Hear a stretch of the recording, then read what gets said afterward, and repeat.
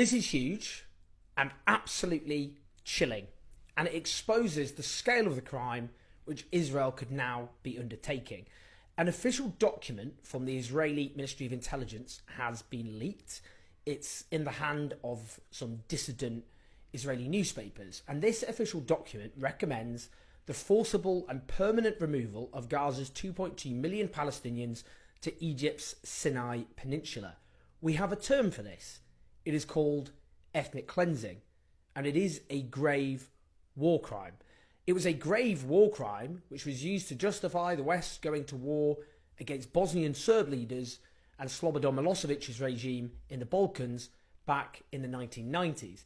It's a 10-page document, as these journalists report, dated the 13th of October, bearing the logo of the Intelligence Ministry.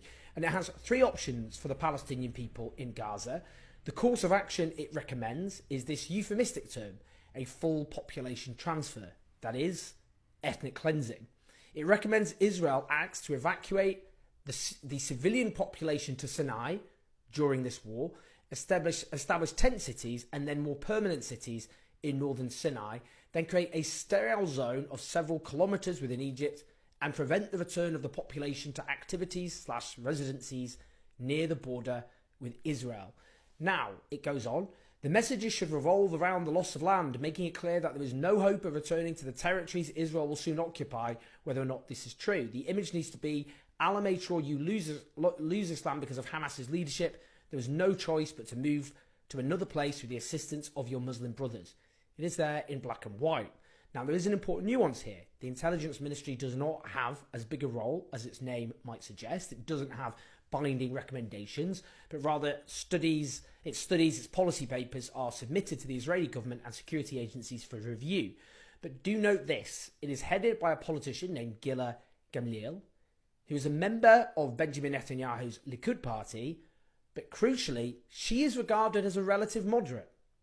So this plan for ethnic cleansing on a mass scale has been proposed by the ministry of a supposed moderate in Benjamin Netanyahu's party, a party which is extreme enough, but it's in coalition with even more extreme elements than that. Now, it's been discussed in the context of personal and political manoeuvrings by the likes of this politician, but the fact is that this is a senior Israeli politician, regarded as a relative supposed moderate, and it shows where discussions at the top of the Israeli government have headed.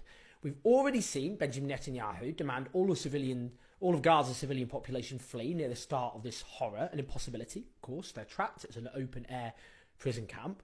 Then an official demand from the Israeli state for the population of northern Gaza to flee within 24 hours, which was condemned by the United Nations as a violation of international law and by the Norwegian Refugee Council as the war crime of forcible population transfer.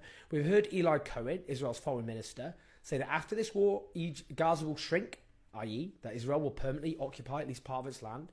The former Israeli deputy foreign minister and now Israel's ambassador to the UK, Zipi Hotovely, who once declared that between the sea and the Jordan River there needs to be one state, only the state of Israel, demanding, in other words, mass annexation of Palestinian land. Gideon Saar, the Israeli minister, said in an interview that Gaza must be smaller at the end of the war. Whoever starts a war against Israel must lose territory. Yoav Gallant, defense minister, saying Gaza won't return to what it was before. We will eliminate everything. The Egyptian regime has been repeatedly warning that Israel's plan is to drive Gaza's population into the Sinai desert. We know the former Egyptian dictator Hosni Mubarak came under pressure from Washington to cede Egyptian territory in the Sinai desert to create a Palestinian state. Now, if this evidence, all these reams of evidence were coming from Putin's key allies, or say from Serb leaders in the 1990s, it would just be seen as a slam dunk case. Politicians, Western politicians, would be howling about it, as would it be heading key news broadcasts of a state undertaking and preparing for even graver war crimes, not least ethnic cleansing. Now, it goes further. Let's hear from Benjamin Netanyahu. You must remember what Amalek has done to you, says our Holy Bible. And we do remember, and we are fighting. Our brave troops and combatants who are now in Gaza or around Gaza and in all other regions in Israel are joining this chain of Jewish heroes, a chain that has started 3,000 years ago from Joshua ben Nun until the heroes of 1948, the Six-Day War, the 73 October War, and all other wars in this country. Our hero troops, they have one supreme main goal: to completely defeat the murderous enemy and to guarantee our existence in this country. We've always said, never again. Never again is now. This is what he said. You must remember what Amalek has done to you, says our Holy Bible. So let's just read from 1 Samuel 15:3. Now go and smite Amalek, and utterly destroy all that they have, and spare them not, but slay both man and women, infant and suckling, ox and sheep, camel and ass. How is that not a call for genocide?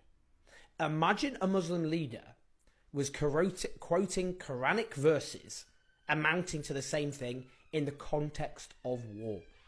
Can you imagine? We'd never hear the end of it.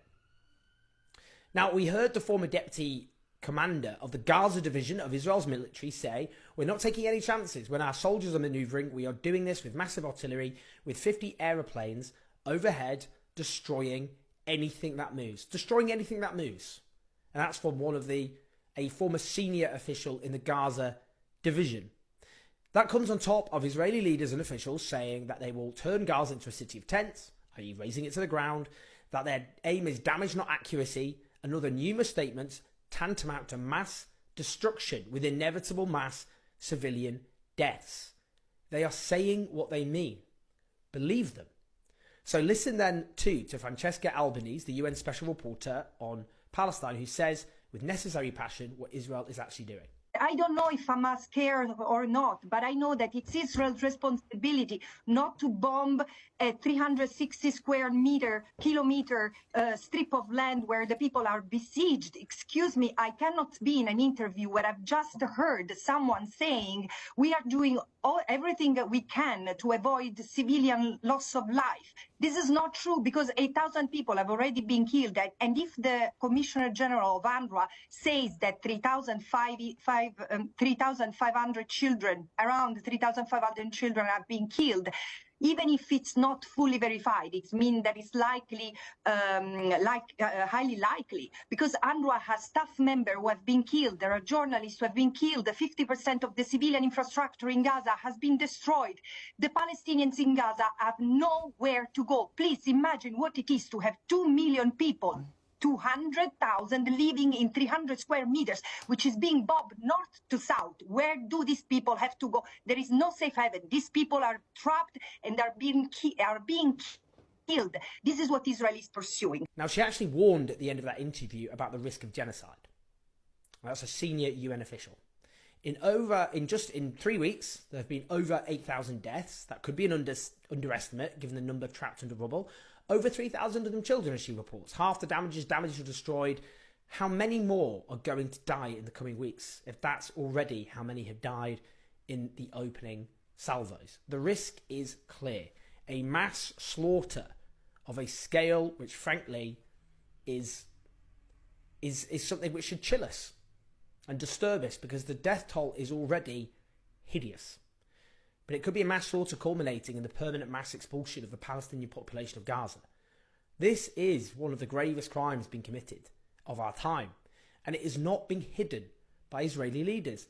I must keep repeating that. They're not trying to disguise their intentions. They are being open, shamelessly open, about the war crimes they are committing.